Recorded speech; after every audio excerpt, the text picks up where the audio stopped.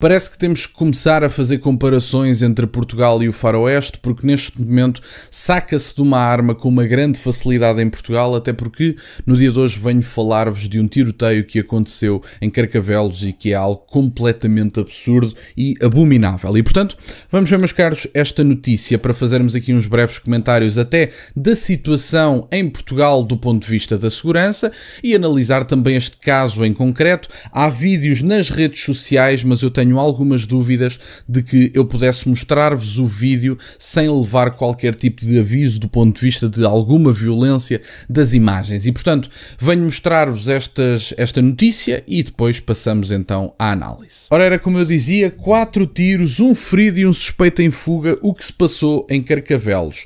Um homem disparou 4 tiros no estabelecimento em Carcavelos e atingiu um jovem de raspão. A PJ está a investigar, mas o suspeito continua em fuga. O restaurante Grande Onda, na praia de Carcavelos, foi ontem o palco de alguns desacatos e muita confusão por volta das 8h30 da noite.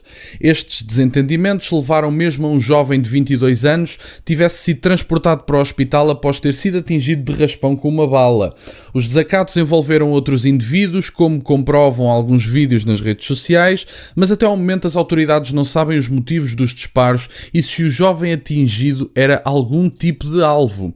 O baleado foi transportado para a urgência do Hospital de Cascais, não tendo recebido ainda alta. Depois dos incidentes, a PSP e a Polícia Marítima deslocaram-se ao local e montaram um forte dispositivo na caça ao suspeito. Entretanto, a investigação passou para a alçada da PJ de Lisboa e Val de Tejo, que, após o contacto do 24 Notícias, preferiu não comentar a mesma. Eventualmente, a PJ poderá também usar algumas imagens das redes sociais onde é visível um indivíduo a transportar a arma. E tem aqui, isto é o vídeo em que, algumas imagens do acontecimento. Eu não vou mostrar o vídeo porque as imagens podem até ferir algumas sensibilidades e gerar aqui algum problema e mandar-se até o vídeo abaixo. Como sabem, o YouTube tem guidelines até de discurso de ódio, que são aqueles cavalos de Troia complicados, mas tem guidelines até do ponto de vista de imagens complicadas e eu prefiro não mostrar as imagens. Tem o link na descrição para poder consultar as imagens. Eu acho que há aqui várias questões. Eu acho que, de um modo geral, nós temos que compreender que estamos num país onde é altamente difícil alcançar a possibilidade de se ter uma arma legalmente. Ora, o que é que isto significa? De um modo geral, significa que apenas os criminosos vão ter acesso a armas, o que significa que a pessoa comum não se vai poder defender, nem defender a sua própria propriedade. Até porque a questão dos ocupas é cada vez mais proeminente, não só em Portugal, mas também noutros países que tenham leis semelhantes, nomeadamente do ponto de vista da expulsão poder ser só depois de se apresentar a pessoa a juiz e podermos efetivamente comprovar que a pessoa invadiu uma casa, como se não bastasse apenas o facto de um proprietário ter um documento que atesta que é proprietário, e lá está, há uma pessoa que não é proprietária e que está dentro dessa casa, e que por isso eu acredito que não deveríamos só alterar a lei, deveríamos também alterar a possibilidade da pessoa comum se poder defender com uma arma, e eu não tenho dúvidas nenhumas de que isso seria muito útil. Pelo que eu sei, em Portugal, apenas o tiro desportivo, acho que é assim a forma mais fácil de se conseguir arranjar uma arma em Portugal, até para a autodefesa, leia-se defender a propriedade, que eu acho que é um direito que assiste a qualquer pessoa, até porque o direito da propriedade privada está consagrado do ponto de vista constitucional, e a esquerda, que tanto aponta para a Constituição para defender os seus próprios valores, ignora com muita frequência, até através de Joana Mortágua, que disse que ocupar até era algo que era aceitável porque as pessoas precisavam de casa.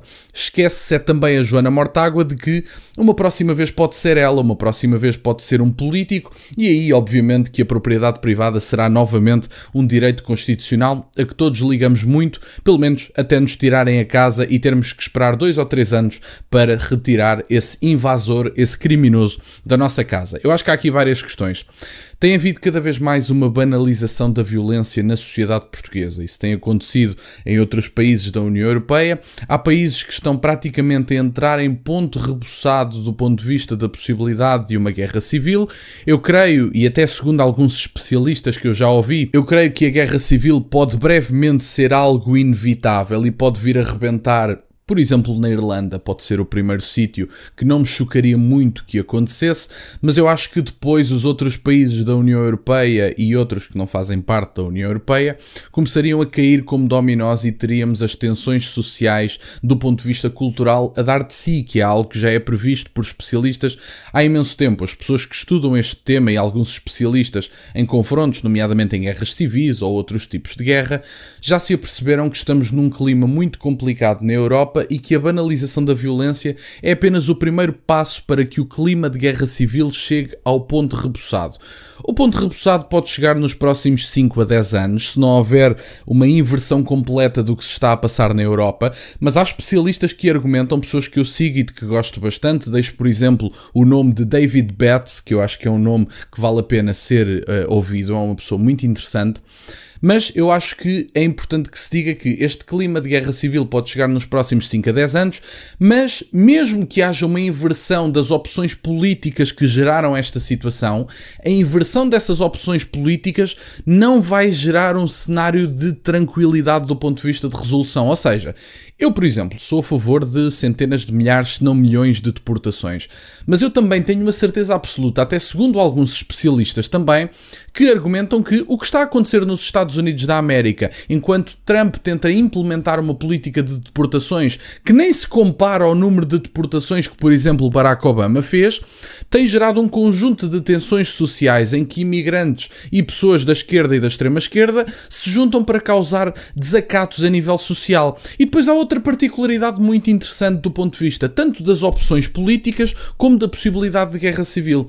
Quando essa possibilidade de guerra civil chegar, e se chegar, Deus queira que nunca chegue, mas eu acredito que vai chegar, quando essa possibilidade chegar, os políticos do establishment vão dizer não que pedimos desculpa e que estávamos errados, o que eles vão dizer é: nós avisámos que a extrema-direita era violenta e, portanto, tem aí o resultado da radicalização política, que segundo os próprios não tem qualquer base, qualquer raiz na destruição completa da civilização ocidental promovida pelos próprios. E, portanto, no meu entender, olhando para Portugal, que sempre foi um país seguro, relativamente seguro, até em comparação a outros países da União Europeia, há um conjunto de situações que começam a demonstrar que a segurança nunca pode ser dada como adquirida. A Suécia é um país óbvio para se descrever a velocidade com que a situação da segurança em determinado país pode mudar e que ninguém acha que nós somos imunes a tensões sociais geradas, nomeadamente, por antagonismos culturais. O que é que isto significa?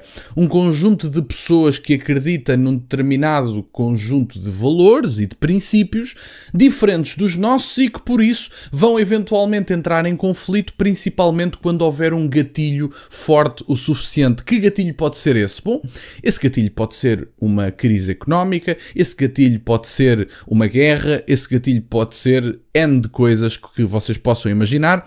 E relembro, por exemplo, os tumultos que aconteceram no Reino Unido, já não me lembro em que ano, mas há 10 anos ou um bocadinho mais, em que, segundo consta pelas autoridades a nível local, constava que havia 2 a 3 mil pessoas a fazer desacatos e pessoas convictamente a fazer esses desacatos. Eu pergunto, se apenas 2 mil pessoas conseguiram causar esse dano do ponto de vista do Reino Unido, imaginem se houver um conjunto de 10 mil pessoas. Se 2 mil já não eram controláveis, imaginem 10, imaginem 20, imaginem 1 milhão de pessoas. E, portanto, pensem que esta situação pode não ficar muito bonita futuramente e este caso, à semelhança de tantos outros, é apenas o resultado da banalização da violência por opções políticas tomadas pelos atuais moderados e que dizem que a extrema-direita não tem soluções quando os próprios destruíram a civilização ocidental e, eventualmente, podemos estar numa situação muito complicada até de sobrevivência dos povos europeus. E, portanto,